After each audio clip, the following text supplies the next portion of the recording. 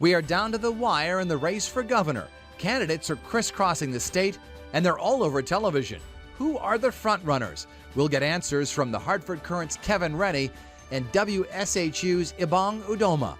Plus, which candidates are reaching voters through Instagram, Twitter, and Facebook? Social media expert Adam Chiara is with us.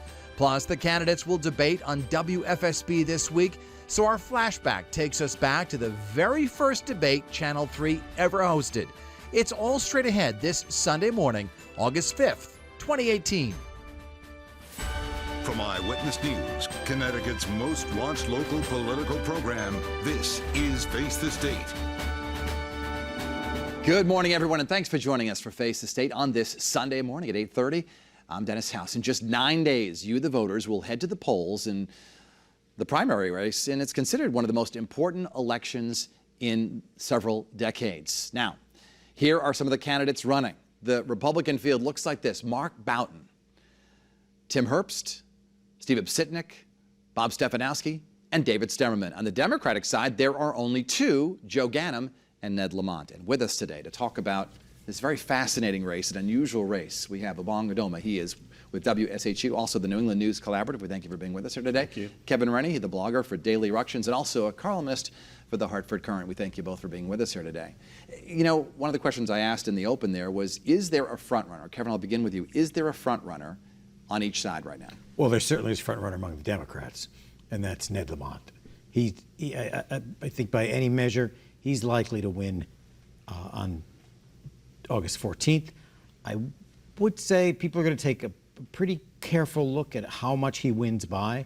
That if Joe Ganim, who's running with many burdens, if Joe Ganim can break 30%, I think that says something about Ned Lamont, that he may not have captured much or the requisite enthusiasm that he needs to going into November. On the Republican side?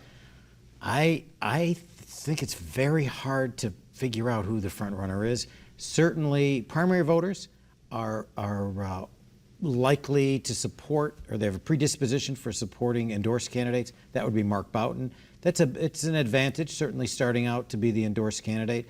I think David Stemmerman is the best choice, and I think he's in with a chance because he's been spending a lot of money and he's a good candidate. Certainly, Tim Herbst has a certain lane that he's been far to the right that he's been trying to capture, and David Stemmerman, Bob Stefanowski has talked only really about repealing the income tax and hoping to appeal that way, and then Steve Obsitnik has a wider appeal, but his campaign hasn't taken off. And Ebong, what are your thoughts on a front runner on each side? Well, pretty much Lamont is the front runner on the Democratic side.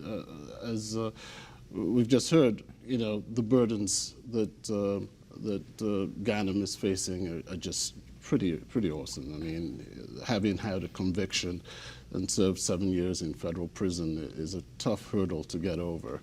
And also, as far as money is concerned, Lamont has the money to run, and Ganim is barely surviving.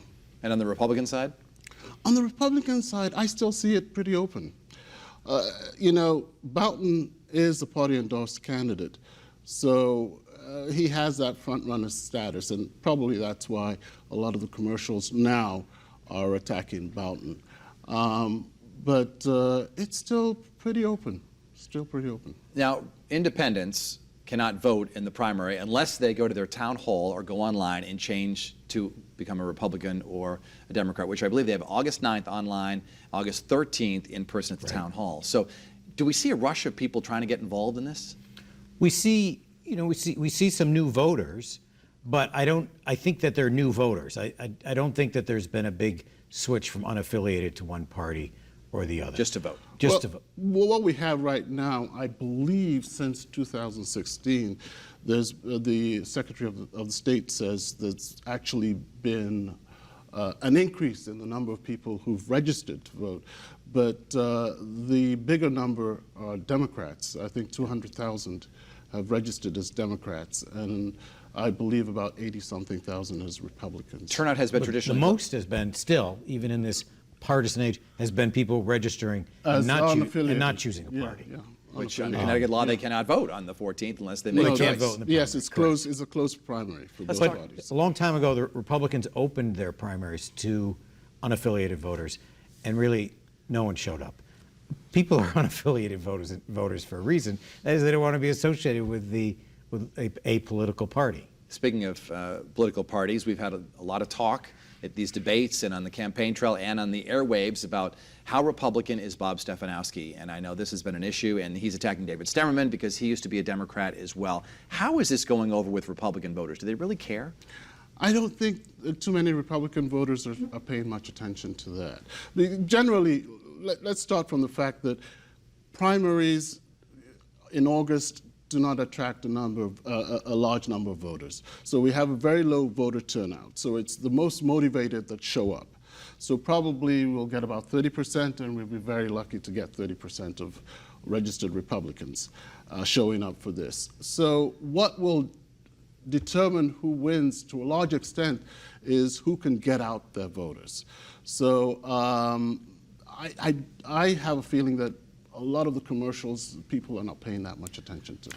I do think that there's some interest in the fact that he was a Democrat in 2016, but for primary voters in particular, who are dutiful voters and party members, the fact that he didn't vote for 16 years, from 2001 to 2017, is a complete mystery to your typical primary voter, who see voting as an obligation, and primary voting also.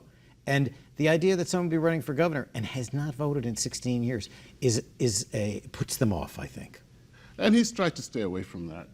Most of the times he tries to pivot to something else. Well, his answer hasn't been clear because people are wondering about that timeline. It was, I believe, October 16th he registered as a Democrat, and people want to know what kind of mindset. And I asked him when he was in the set, and he didn't really have a clear answer about it. No.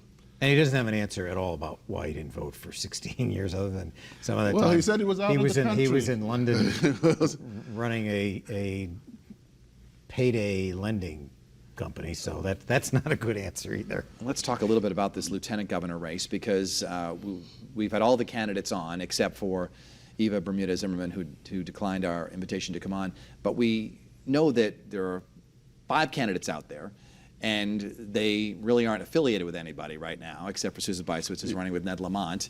And they're very careful about what they say because they might have to run with someone who doesn't agree with them. And that's quite true, especially with Eva Zimmerman. Because she called for a new tax. I asked Ned Lamont about it. He said, no way. No, and she says she's going to work with whoever, but she's pretty much... What happened, how her candidacy came about was that Ned Lamont had promised that he'd have a minority on his ticket, and it didn't happen. I guess he felt that having a woman on his ticket was enough by having Susan Bysowitz. And so she was able to rally support in the convention.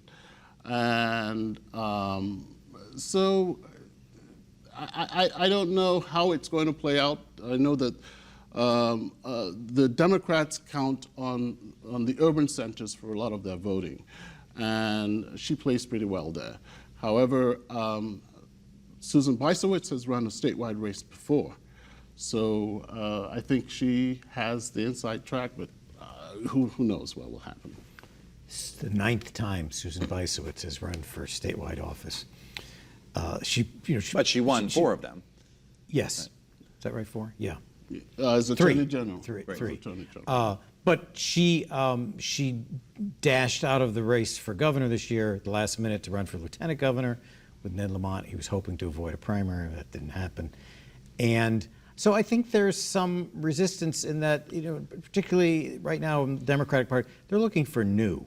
And Ned Lamont and Susan Bysowitz together are the opposite of new. But there's an argument that she would help him in a general election. Susan Bysowitz? Because it would be a more moderate, appealing ticket.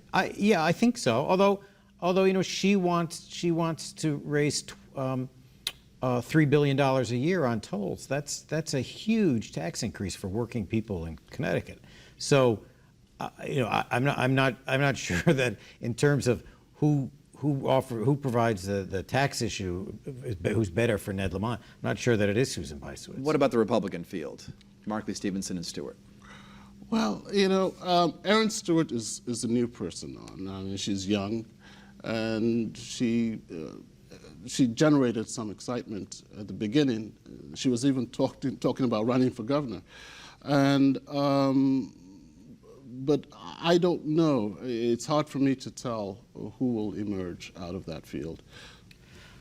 Joe Markley set out to run for lieutenant governor quite a while ago. He qualified for public funds, even though he's very conservative. He's nevertheless taking government money for his campaign, and he had an impressive showing at the convention in a three-way race.